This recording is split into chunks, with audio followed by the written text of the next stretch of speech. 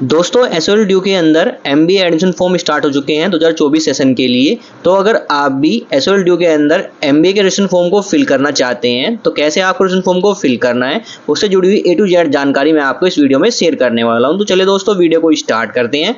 साथ ही दोस्तों अभी तक आपने चैनल को सब्सक्राइब नहीं किया, चैनल को सब्सक्राइब जरूर कर लीजिएगा। वीडियो अच्छी लगे वीडियो को लाइक और शेयर जरूर कीजिएगा। तो देखिए दोस्तों एडमिशन फॉर्म को फिल करने के लिए सबसे पहले हमें एसओएल ड्यू की मेन वेबसाइट पर जाना है। वेबसाइट पे आते ही देखिए टॉप में ऑप्शन मिल जाते हैं हमें UG admission, PG admission, MBA admission. जिस ऑप्शन क्लिक करके हम अपना एडमिशन फॉर्म फिल कर सकते हैं। साथ ही स्क्रॉल डाउन करते हैं तो देखिए ऑप्शन मिलता है एडमिशन शेड्यूल 2024, जहाँ पे यूजी, पीजी और एमबीए के एडमिशन हमारे स्टार्ट हो चुके हैं। इसमें डेट मेंशन की गई है 3 जून से हमारे एडमिशन यहाँ पे स्टार्ट हो चुके हैं। लेकिन जो एमबीए के एडमिशन स्टार्ट हुए हैं हमारे 10 जून से यहाँ पे आपको ऑप्शन देखने को मिला है। साथ में आपको प्रोस्पेक्टस मिल जाता है जहाँ पे आपको यूजी, पीजी और एमबीए का प्रोस्पेक्टस मिल जाएगा। इसको आप रीड कर सकते हैं। एलिजिबिलिटी क्राइटेरिया मिल जाएगा। तो हम यहाँ पे एमबीए के लिए फॉर्म फिल कर रहे हैं तो एमबीए के एलिजिबिलिटी क्राइटेरिया को क्लिक करते हैं। क्लिक करने के बाद देखिए हमारे सामने एलिजिबिलिटी क्राइटेरिया का पीडीएफ फाइल ओपन हो जाती है। इसमें देखिए मेंशन किया गया है जो मिनिमम एलिजिबिलिटी क्राइटेरिया रखा गया है एमबीए के एडमिशन फॉर्म को फिल करने के लिए 50% मार्क्स होने चाहिए यहाँ पे ग्रेजुएशन के अंदर। किसी भी यूनिवर्सिटी से आप ग्रेजुएशन पास होनी चाहिए। साथ में जो सिलेक्शन क्राइटेरिया है वो हमारा मेरिट बेस पे एडमिशन होता है, जिसके लिए आपको एडमिशन फॉर्म फिल करने के बाद वेट करना है मेरिट लिस्ट का। साथ ही जो मेरिट लिस्ट बनाई जाएगी हमारी, उसमें हमारी कैटेगरी यहाँ पे मेंशन की गई है। अगर आप कैटेगरी 1 से बिलोंग करते हैं जिसमें 80% जो वेटेज रहेगा वो आपके ग्रेजुएशन के मार्क्स पे आपको मेंशन होगा। साथ में सेकंड पॉइंट मेंशन किया है 20% वेटेज आपका रहने वाला है अगर आप वर्किंग हैं, तो प्रोफेशनल जॉब वर्क करते हैं किसी भी गवर्नमेंट सेक्टर के अंदर, कॉर्पोरेट सेक्टर के अंदर, तो 20% वेटेज आपका उसके मार्क्स पे मेंशन होगा। इसमें आपको डॉक्यूमेंट के अंदर अगर आप वर्किंग हैं तो आपको ऑब्जेक्शन नो ऑब्जेक्शन सर्टिफिकेट भी आपको अपलोड करना होगा डॉक्यूमेंट के अंदर। साथ ही जो हमारा 20% वेटेज मिलेगा कुछ इस प्रकार मिलेगा। अगर आप 4 साल से एक्सपीरियंस है, आपको 4 साल का एक्सपीरियंस है आपको जॉब के अंदर, तो 20% आप वेटेज आपको क्लेम होगा। 3 साल के एक्सपीरियंस में आपको 15% वेटेज क्लेम होगा। अगर आपको 2 इयर्स का एक्सपीरियंस है तो आपको 10% आपको वेटेज क्लेम होगा। अगर आपको 1 ईयर का यहाँ पे एक्सपीरियंस है तो आपको 5% वेटेज आपको क्लेम होगा। अगर आपको ये एक्सपीरियंस नहीं है तो आपको ये कोई परसेंटेज यानी 20% आपको जो वेटेज आप क्लेम नहीं होगा। यानी आपका ग्रेजुएशन के जो मार्क्स पे ही आपका परसेंटेज आपको मेरिट लिस्ट बनाई जाएगी। साथ में कैटेगरी 2 रखी गई है। अगर जो स्टूडेंट है वो MBBS, BDS, MDS, MD degree holder है और उसको 2 साल का एक्सपीरियंस है तो वो कैटेगरी 2 का वो अपना सेलेक्ट करेगा एक्सपीरियंस के लिए। साथ में नो ऑब्जेक्शन सर्टिफिकेट भी इसमें भी रिक्वायरमेंट है। कैटेगरी 3 के अंदर मेंशन किया गया है अगर जो स्टूडेंट है ग्रुप ए का ऑफिसर है गवर्नमेंट या पब्लिक अंडरटेकिंग ऑर्गेनाइजेशन के अंदर, तो उसको भी यहाँ पे अपना कैटेगरी 3 सिलेक्ट करनी है और अपना नो ऑब्जेक्शन सर्टिफिकेट उसके पास होना चाहिए। कैटेगरी 4 अगर आप सिलेक्ट करते हैं यानी जो स्टूडेंट 2 साल से ज़्यादा उसको कॉर्पोरेट या हाउस या हॉस्पिटल के अंदर उसका एक्सपीरियंस है तो वो कैटेगरी 4 के अंदर आएगा और कैटेगरी 4 के अंदर उसको भी अपने नो ऑब्जेक्शन सर्टिफिकेट की रिक्वायरमेंट होगी। तो यहाँ पे कोर्स क्रेडिट स्कीम मिल जाएगी आपको, जो उसको आप चेक कर सकते हैं। तो अब हम यहाँ पे बैक आते हैं, उसमें मिलता है फीस स्ट्रक्चर का, जहाँ पे आपको एमबीए के लिए फीस स्ट्रक्चर मिल जाएगी। तो देखिए दोस्तों एडमिशन जो प्रोसेस है आपका, सबसे पहले करना होता है आपको रजिस्ट्रेशन। तो देखिए दोस्तों अगर आप जनरल कैटेगरी स्टूडेंट है, ओबीसी कैटेगरी स्टूडेंट है या फिर ईडब्ल्यूएस कैटेगरी स्टूडेंट, तो आपको 250 रुपये का रजिस्ट्रेशन फॉर्म फिल करना होगा। इसके बाद अगर आप एससी, एसटी, पीडब्ल्यू कैंडिडेट है तो आपको 100 रुपये का चार्ज देना होगा रजिस्ट्रेशन फॉर्म को फिल करते वक्त। रजिस्ट्रेशन फॉर्म फिल करने के बाद आपकी मेरिट लिस्ट लगाई जाएगी। अगर मेरिट लिस्ट में आपका नेम आता है तो आपको जो फी पे करनी है वो पे करनी है। कैटेगरी ए स्टूडेंट जो है यहाँ पे वो पे करेंगे अपना टोटल 52,570 रुपये हमें फी पे करनी होगी अपने यहाँ पे एमबीए के एडमिशन फॉर्म को फिल करते वक्त, जो कि यूनिवर्सिटी द्वारा बाद में चेंज भी कर सकती जा सकती है, जो कि मेंशन किया गया है यहाँ पे। साथ में अगर कैटेगरी बी स्टूडेंट है यानी फॉरेन स्टूडेंट है तो आपको टेबल ए चेक करनी है, इसमें आपको फीस स्ट्रक्चर मेंशन होगी। अगर आप कैटेगरी सी से बिलोंग करते हैं, आप पीडब्ल्यू कैंडिडेट हैं, तो आपको टोटल फी पे करनी होगी 13,143 रुपये। अगर आप कैटेगरी डी से बिलोंग करते हैं यानी आप ऑर्फन स्टूडेंट हैं तो आपको सिर्फ 20 रुपये पे करना होगा, जिसमें आपकी एडमिशन फीस 10 रुपये रहेगी, एग्जाम फीस आपकी 10 रुपये रहेगी। लेकिन जो ऑर्फन स्टूडेंट है उसके लिए सिर्फ 2 सीटें हमारी यहाँ पे वैकेंट होती है, जिसमें ऑर्फन स्टूडेंट यहाँ पे एडमिशन ले सकते हैं। तो ये हमारा जो फीस स्ट्रक्चर रखा गया है उसको आप देख सकते हैं। साथ ही ऑप्शन मिलता है आपको यहाँ पे हेल्प डेस्क का, जिसमें क्लिक करके आप यहाँ पे एमबीए के जो एडमिशन के लिए जो आपके हेल्प डेस्क नंबर रखे गए हैं उस पर आप कांटेक्ट कर सकते हैं। अगर एडमिशन फॉर्म को फिल करते कुछ प्रॉब्लम आई है आपको या कोई प्रॉब्लम मिस्टेक हो गई है आप एडमिशन फॉर्म फिल करते हो, तो यहाँ पे कॉन्टैक्ट नंबर दिया गया है और मेल एड्रेस भी दिया गया है, इस पर आप कॉन्टैक्ट कर सकते हैं। तो अब बात करते हैं आप एडमिशन फॉर्म फिल कैसे करना है। तो यहाँ पे देखिए स्क्रॉल अप करने का ऑप्शन मिलता है हमें यहाँ पे एमबीए एडमिशन, इसमें क्लिक करते हैं। क्लिक करते ही हम एडमिशन पोर्टल पे आ जाएंगे, जो कि हमारा एमबीए एडमिशन 2024 का पोर्टल है, जहाँ पे आपको एडमिशन फॉर्म फिल करने से पहले करना होता है रजिस्ट्रेशन। तो ऑप्शन मिलता है न्यू रजिस्ट्रेशन का, इस पर हमें क्लिक करना है। क्लिक करते ही हम नेक्स्ट स्टेप पे आ जाएंगे, जहाँ पे हमें रजिस्ट्रेशन फॉर्म को फिल करना होता है। तो सबसे पहले आपको यहाँ पे एप्लीकेंट का फुल नेम मेंशन कर देना है, जो कि क्लास 10th और 12th की मार्कशीट में मेंशन होना चाहिए। नेम फिल करने के बाद आपको अपना एप्लीकेंट का ईमेल एड्रेस फिल करना चाहिए, जो कि वर्किंग चाहिए। और ये जो ईमेल एड्रेस आप फिल करेंगे वही आपका यूजर नेम भी रहने वाला है। री एंटर करना है एप्लीकेंट का ईमेल एड्रेस। इसके बाद एक पासवर्ड क्रिएट कर लेना मिनिमम 6 कैरेक्टर का। री एंटर करना है पासवर्ड अपना, यहाँ पे मोबाइल नंबर फिल करना जो कि वर्किंग होना चाहिए। री एंटर करना है मोबाइल नंबर। इसके बाद राइट कैप्चा फिल करना है और फिर रजिस्ट्रेशन क्लिक करना है। क्लिक करते ही देखिए हमारा रजिस्ट्रेशन प्रोसेस कंप्लीट हो जाएगा और आपके मेल एड्रेस पर एक मेल सेंड किया जाएगा। इसमें आपको ओटीपी आएगा, इससे आपका अकाउंट वेरीफाई होगा। तो आपको अपना मेल चेक करना है। मेल में एक ओटीपी से आएगा 6 डिजिट का, उसको आपको ओटीपी के उसमें फिल कर लेना है, राइट कैप्चा फिल करना है और फिर सबमिट ऑप्शन क्लिक करना है। क्लिक करते देखिए जो हमारा अकाउंट है वो एक्टिवेट हो जाएगा सक्सेसफुली। अब हमें यहाँ पे लॉगिन करना है। लॉगिन के लिए आपने जो अपना ईमेल एड्रेस फिल किया था वही आपका यूजर नेम रहेगा। वो यूजर नेम में आपको अपना ईमेल एड्रेस फिल कर लेना है, अपना पासवर्ड फिल करना है जो आपने क्रिएट किया था और फिर राइट कैप्चा फिल कर लेना है और लॉगिन ऑप्शन क्लिक करके लॉगिन करना है। लॉगिन करते देखिए हम डैशबोर्ड पे आ जाएंगे, जहाँ पे लेफ्ट साइड में आपकी बेसिक डिटेल्स होगा, जिसमें आपका email address mobile number mention होगा। राइट साइड में आपको शो करता है प्रोफाइल डिटेल, जहाँ पे आपको अपनी category, place, birth detail, family detail, address detail fill करनी होती है। तो हमें अपनी प्रोफाइल डिटेल को कंप्लीट करना है, तो क्लिक करना है कंप्लीट प्रोफाइल के ऑप्शन पे। क्लिक करते ही हम नेक्स्ट स्टेप पे जाएंगे, जहाँ पे हमें देखिए 3 स्टेप में अपनी कंप्लीट करनी है अपनी प्रोफाइल को। तो पहला स्टेप रहता है हमारे यहाँ पे प्रोफाइल डिटेल का। तो प्रोफाइल डिटेल के अंदर सबसे पहले आपको एप्लीकेंट का फर्स्ट नेम, मिडिल नेम और लास्ट नेम अपने यहाँ पे फिल कर देना है। एप्लीकेंट का जेंडर सेलेक्ट कर लेना है, मेल है, फीमेल है, ट्रांसजेंडर है, वो आपको सेलेक्ट कर लेना है। एप्लीकेंट का डेट ऑफ बर्थ फिल कर लेना है, जो भी आपका डेट ऑफ बर्थ है वो सिलेक्ट कर लीजिएगा। जैसे आप डेट ऑफ बर्थ फिल करेंगे जो आपकी एज मेंशन रहेगी अक्टूबर 4 2022 तक, वो आपको मेंशन हो जाएगी। कैटेगरी सेलेक्ट कर लेनी है, किस कैटेगरी से बिलोंग करते हैं, जनरल, SC ST EWS, वो भी आपको सेलेक्ट कर लेना है। एप्लीकेंट का ईमेल एड्रेस पहले से फिल रहेगा, अल्टरनेट ईमेल एड्रेस आप फिल करने से फिल कर सकते हैं, तो स्किप कर सकते हैं इस ऑप्शन को। मोबाइल नंबर पहले से फिल रहेगा, अल्टरनेट मोबाइल नंबर आप फिल करना चाहते हैं पेरेंट्स वगैरह का तो आप फिल कर सकते हैं, तो इसको आपको स्किप कर देना है। ब्लड ग्रुप सेलेक्ट कर लेना है आपको अपना यहाँ पे। साथ ही ऑप्शन मिलता है अगर आप सिटीजन ऑफ इंडिया हैं तो इस ऑप्शन को आपको यहाँ पे यस करना है। रीजन मिलता है आपको, रीजन क्या है आपका, हिंदू, मुस्लिम, सिख, ईसाई, वो आपको यहाँ पे सेलेक्ट कर लीजिएगा। इसके बाद हमें ऑप्शन मिलता है प्लेस ऑफ बर्थ, यानी आपका जन्म कहाँ पे होता उसकी डिटेल आपको फिल करनी है। इसमें विलेज, टाउन, सिटी का नेम मेंशन कर देना है, कंट्री का नेम मेंशन कर देना है, स्टेट का नेम मेंशन कर देना है और डिस्ट्रिक्ट का नेम मेंशन कर देना है आपको यहाँ पे। इसके बाद ऑप्शन मिलता है फैमिली डिटेल का। तो अगर आपकी फैमिली में जो सिंगल पेरेंट है, यानी मदर या फादर सिंगल पेरेंट है, तो आपको यस करना है, तो नो कर लेना है। तो हम यहाँ पे नो करते हैं। इसका ऑप्शन मिलता है मदर्स का नेम फिल कर देना है, फादर्स का नेम फिल कर देना है। तो अगर आपके मदर्स फादर्स नहीं है तो आप गार्जियन नेम फिल कर सकते हैं। साथ ही ऑप्शन मिलता है यहाँ इमरजेंसी कॉन्टैक्ट नंबर, जिसमें आप पेरेंट्स का कॉन्टैक्ट नंबर यहाँ पे आप दे सकते हैं। इसके बाद एक ऑप्शन मिलता है हमें देखने को university of Delhi registration detail.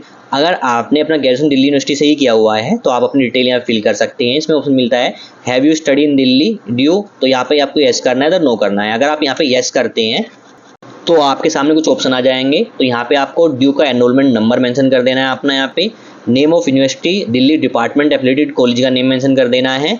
Programme जो भी आपने किया हुआ है दिल्ली से, यानी दिल्ली यूनिवर्सिटी से, वो आपको प्रोग्राम का नेम मेंशन कर देना है। BBA किया हुआ है, जो भी किया हुआ मेंशन कर दीजिएगा।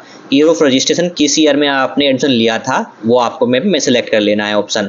अदरवाइज आपने यूनिवर्सिटी दिल्ली में कभी रजिस्ट्रेशन नहीं किया हुआ है तो आपको यहाँ पे इस ऑप्शन को सिलेक्ट करना है नो। नो सेलेक्ट करते ही हमारे सामने ये ऑप्शन गायब हो जाएंगे। अब आपको उसमें मिलता है अदर कैटेगरी या कोटा। अगर स्टूडेंट हमारा PWD कैटेगरी से बिलोंग करता है तो आपको यहाँ पे सेलेक्ट कर लेना है उसके ऑप्शन को, जो भी कैटेगरी आपकी है। अदरवाइज नॉट एप्लीकेबल सेलेक्ट कर लीजिएगा। ऑप्शन मिलता है अगर स्टूडेंट ऑर्फन स्टूडेंट से बिलोंग करता है, यानी वो अनाथ है, तो यहाँ पे यस करना है, जो नो कर लेना है। डिफेंस पर्सनल से बिलोंग करता है तो यहाँ पे कोटा चाहता है उसका, तो यस कीजिए, इधर नो कर लीजिए। डिफेंस वार्ड्स का कोटा चाहता है तो यहाँ पे आपको यस करना है, तो नो कर लीजिएगा। साथ ही स्टूडेंट DDCE कोल SOL वार्ड कोटा चाहता है तो यहाँ पे आपको यस करना है, तो नो कर लेना है। साथ ही अगर स्टूडेंट जो हमारा एम्प्लॉई है DDCE कोल और SOL का, तो यहाँ पे आपको यस करना है, तो नो कर लेना है। यूनिवर्सिटी ऑफ दिल्ली एम्प्लॉई है तो यहाँ पे यस करना है, जो नो कर लेना है। तो ये डिटेल आपको उधर कैटेगरी और कोटा के अंदर फिल कर लेनी है। इसमें मिलता है एड्रेस का, तो आपको अपना कोर्सपोंडेंट एड्रेस के अंदर अपना जो प्रेजेंट एड्रेस है वो फिल कर लेना है। इसमें आपको एड्रेस फिल कर लेना है, डिस्ट्रिक्ट का नेम फिल कर लेना है, कंट्री का नेम फिल कर लेना है, स्टेट्स अपना सेलेक्ट कर लेना है, सिटी का नेम फिल कर लेना है और पिन कोड अपना फिल कर देना है। साइड में मिलता है परमानेंट एड्रेस। अगर आपका correspondent address permanent address same है तो आप click if same as correspondent address में क्लिक कर दीजिएगा, आपका एड्रेस सेम हो जाएगा। अदरवाइज आपका परमानेंट एड्रेस अलग है तो आप यहाँ पे अपना परमानेंट एड्रेस फिल कर लीजिएगा। एड्रेस डिटेल फिल करने के बाद हमें उसमें मिलता है bank detail for financial assistant and refund if applicable, यानी आपको अपने बैंक डिटेल फिल करनी है। इसमें स्टूडेंट अपनी डिटेल फिल कर सकता है, फिर पेरेंट्स से गार्जियन की डिटेल यहाँ फिल कर सकता है। ये डिटेल फिल क्यों करनी है, जो आपका रजिस्ट्रेशन एडमिशन फॉर्म होगा इसमें आपको 250 रुपये या 100 रुपये पे करना होगा। मान लीजिए मेरी लिस्ट में आपका नेम नहीं आता है तो जो आपका अमाउंट है वो रिफंड किया जाएगा, वो इसी अकाउंट के अंदर रिफंड किया जाएगा। या फिर जब आप एडमिशन लेंगे, एडमिशन लेने के बाद आपने फीस सबमिट कर दिया और आप चाहते हैं अपना एडमिशन कैंसिल कराना, तो जो आपका एडमिशन फीस है वो रिफंड भी इसी अकाउंट में किया जाएगा।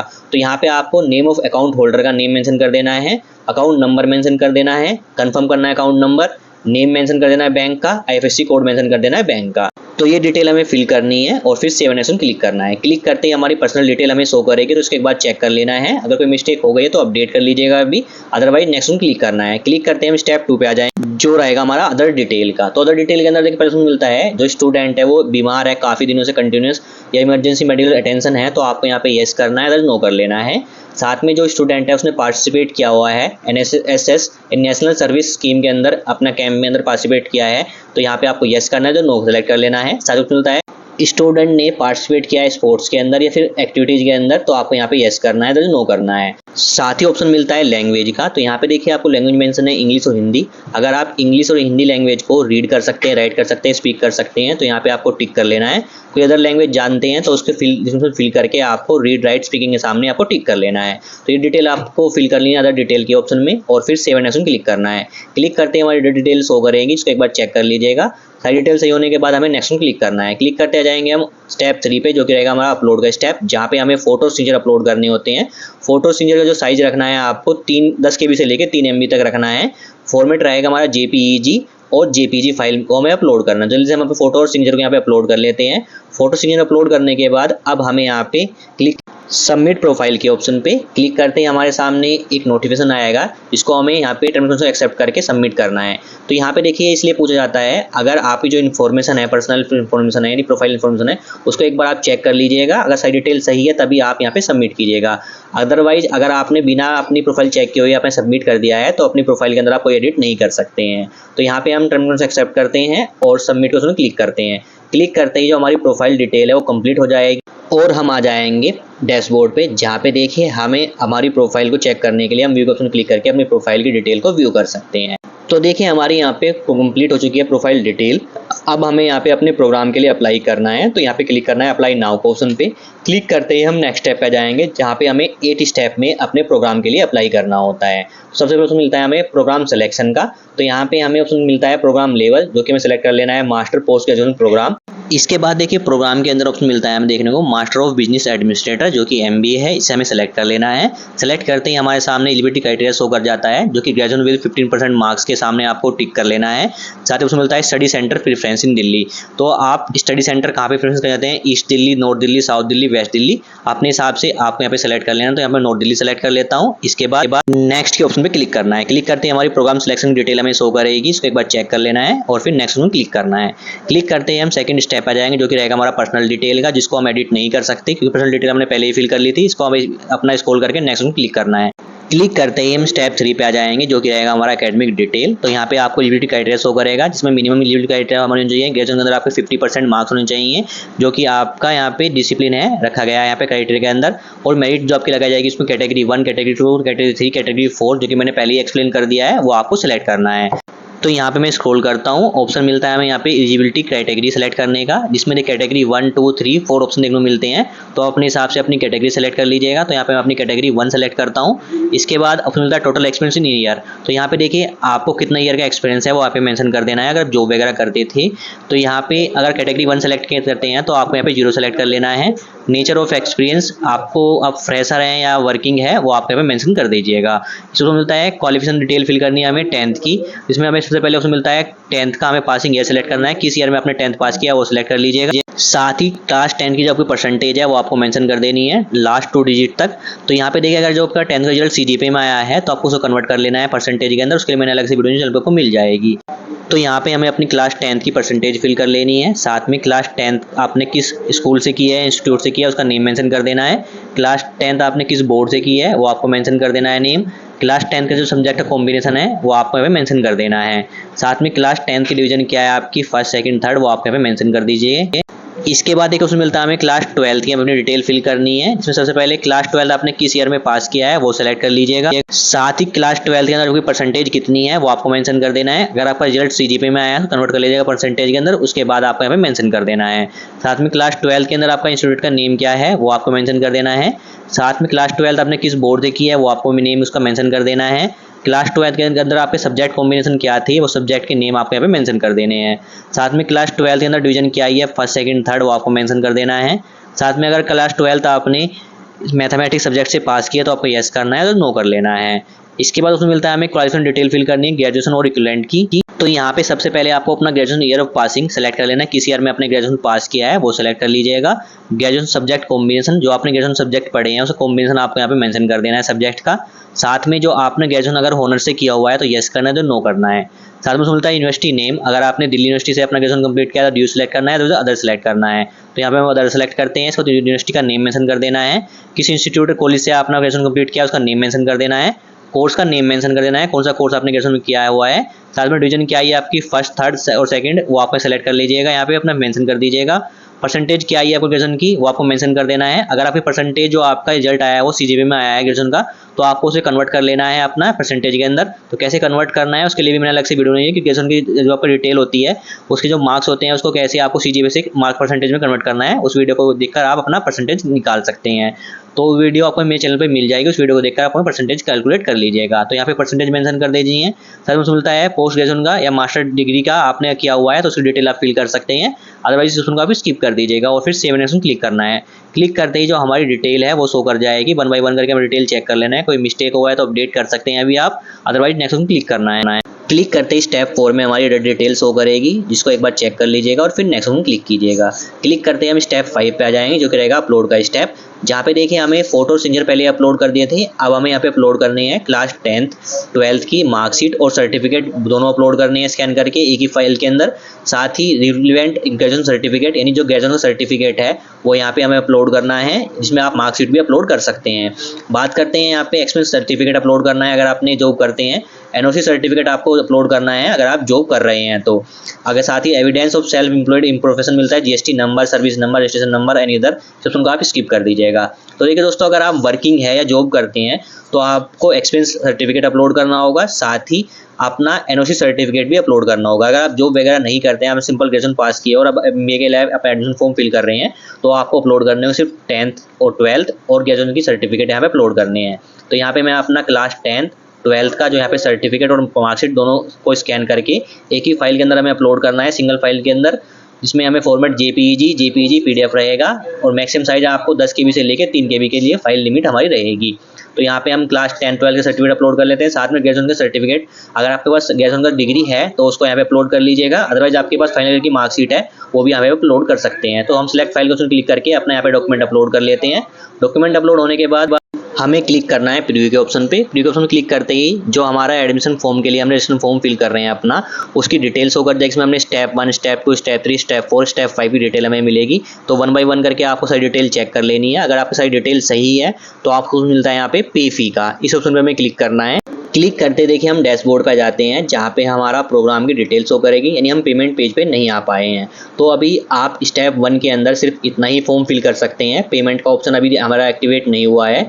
जब आपका पेमेंट का पेज एक्टिवेट हो जाएगा तब आप पे फी का ऑप्शन क्लिक करेंगे तो आप पेमेंट पेज पर जाएंगे, जहाँ पे आपको पेमेंट करना होगा अपना, जिसमें आप जनरल EWS OBC से हैं तो आपको 250 रुपये पे करने होंगे। अगर आप SC ST PW कैंडिडेट हैं तो आपको 100 रुपीज़ आपको रजिस्ट्रेशन फॉर्म का फी आपको पे करनी होगी।